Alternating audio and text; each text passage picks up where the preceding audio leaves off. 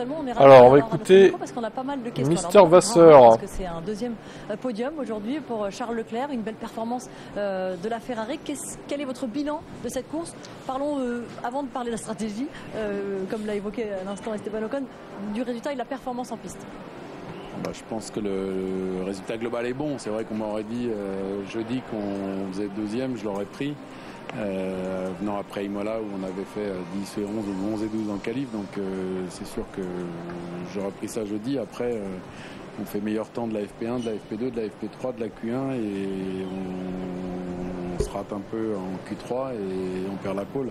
En partant de la pole aujourd'hui, je pense qu'on gagnait. Donc là, il y a un peu de frustration, mais je pense que la frustration, quand on est deux, c'est bon, et puis ça fait partie de notre sport. Donc voilà, on va capitaliser là-dessus pour la semaine prochaine.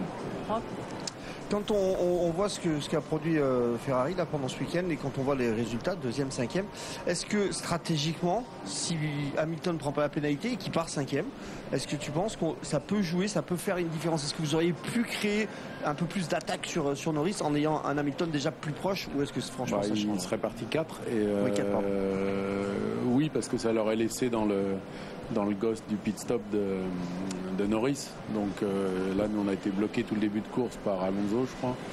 Et du coup, on perd complètement le pit stop gratuit pour Norris. Donc c'est sûr qu'en partant avec des pneus durs, on aurait très bien pu dire à Hamilton, on va pousser McLaren à étendre. Et puis à mettre un peu tout le monde dans un corner. Mais bon, c'est comme ça. On va pas refaire les courses. On va pas refaire les courses. Frédéric, un petit mot sur ce qui a été imposé ici à Monaco, qui a posé question avant et qui, j'ai l'impression, pose question après. Je ne sais pas quel est votre bilan. Je pense que vous avez parlé à Toto Wolff qui n'avait pas l'air hyper satisfait. Mais quel est votre bilan, vous, sur ce qui a été imposé et sur l'effet escompté, qui était de créer plus de spectacles en piste? Est-ce que le résultat est là? Je ne pense pas que ça change le résultat. Je ne pense pas qu'avec un stop, Mercedes aura gagné tout aujourd'hui en partant 11e et 10e. Je ne pense pas que Norris n'aurait pas gagné la course. Je pense qu'on aurait fait 2. Donc je pense qu'avec 1 ou 2 stops, c'est pareil. Par contre, ça ouvre quand même beaucoup d'opportunités de laisser une voiture 3 secondes plus vite. Il fait un pit stop gratuit et puis après c'est l'autre qui fait l'inverse. Et puis, mais quand il n'y a pas le deuxième pit stop, on ne peut pas le faire ça. Donc ouais, je pense que globalement, voilà, on a essayé, c'est bien, il faut essayer, il ne faut pas être timide, mais il ne faut pas s'entêter. Vous avez votre mot à dire pour la suite? Est-ce qu'on vous a demandé un bilan, par exemple, de statuer sur le 2026? On peut demander après. Non, mais vous êtes interrogé en tout cas. C'est ça que je suis en train de le dire. On vous demande, mais vous n'êtes pas forcément écouté. Non, mais si, il y a une F1 Commission où on discutera de ça, de savoir est-ce que c'est bien, est-ce que c'est pas bien, les pros et les contre d'une telle décision. Moi, l'autre truc que je trouve un petit peu négatif, c'est que ça permet à quelqu'un, et c'était le cas de Verstappen aujourd'hui, qui a parié jusqu'au dernier tour sur un drapeau rouge. Ouais. Comme il y avait un gap énorme qui avait été créé, il n'était pas du tout sous pression, donc il pouvait se permettre d'être très lent en piste et de continuer à la limite jusqu'à la fin, comme il a fait. Et s'il y avait eu un drapeau rouge, il gagnait la course. Oui, ça c'est pas le spectacle. Ça c'est pas spectacle. Mais en parlant de spectacle, justement, là on a essayé de mettre un 2 stop en stratégie. Ça ne fonctionne pas vraiment. Est-ce que comme ça, tu aurais une idée pour Monaco, pour essayer de trouver un peu de... Ouais, le faire dans l'autre sens. Je sais pas. Tu crois que ça changerait les dépassements? Je crois pas. Non, je sais pas.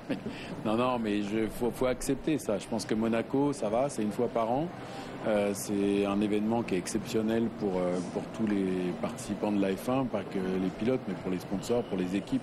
On apprécie tous venir ici. L'événement de la qualif à Monaco, c'est quelque chose d'exceptionnel, comme il n'y en a pas 2 dans l'année. Je pense que le samedi de Monaco, c'est la plus belle journée de la saison en F1, et puis il faut accepter ça. Après, je pense que c'est malgré tout, quand c'est une course normale, et l'année dernière, ça ne l'a pas été parce qu'il y a eu le drapeau rouge, et aujourd'hui ça ne l'a pas vraiment été. Mais je pense que même devant, il poussait à la fin, et de faire 78 tours dans ces conditions. On a vu Piastri à 5 tours de la fin, quand il a voulu faire le record du tour, qui a tapé le rail.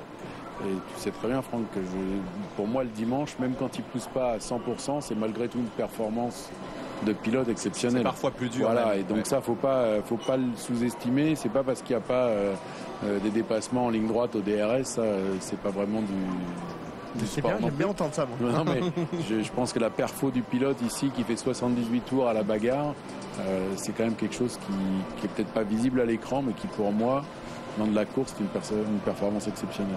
Et ce week-end, Fred, il y a eu de la performance. Je pense qu'il y a peut-être même eu un peu de surprise de ton côté par rapport au week-end dernier à Imola. Est-ce que ça vous a permis de comprendre certaines choses, bien que le circuit est peut-être totalement différent par rapport aux autres? Je pense qu'avant tout, quand on est performant ou pas performant, c'est très souvent la gestion des pneus. Parce que des courses comme Imola, on est très bien en course et on n'est pas bien en qualif. Jeddah, on est à 3-4 dixièmes en qualif, on est devant en course. Enfin, il y a eu plusieurs fois comme ça, donc c'est plus l'utilisation des pneus. Après, avec les pneus, on a toujours l'impression d'avoir compris le dimanche soir et puis le vendredi d'après, on est un peu perdu. Donc je ne vais pas tirer de conclusions trop hâtives, mais c'est vrai que ce week-end, on a eu une approche un peu différente. On a construit la préparation des pneus depuis le vendredi matin. On y a mis un peu plus de focus que d'habitude et je pense que ça a payé. Et je pense qu'on a aussi besoin de ça, nous, d'un week-end où ça marche, où il n'y a pas d'accro. Il y en a eu quelques petits, mais il n'y a pas eu d'accro en termes de gestion de performance. Et je trouve que c'est pas mal. Et pour nous, ça nous fait une bonne base pour l'Espagne la semaine prochaine. Un podium pour Charles Leclerc, deuxième. Une 5e place pour Lewis Hamilton, le septuple champion du monde, est au micro de Laurent.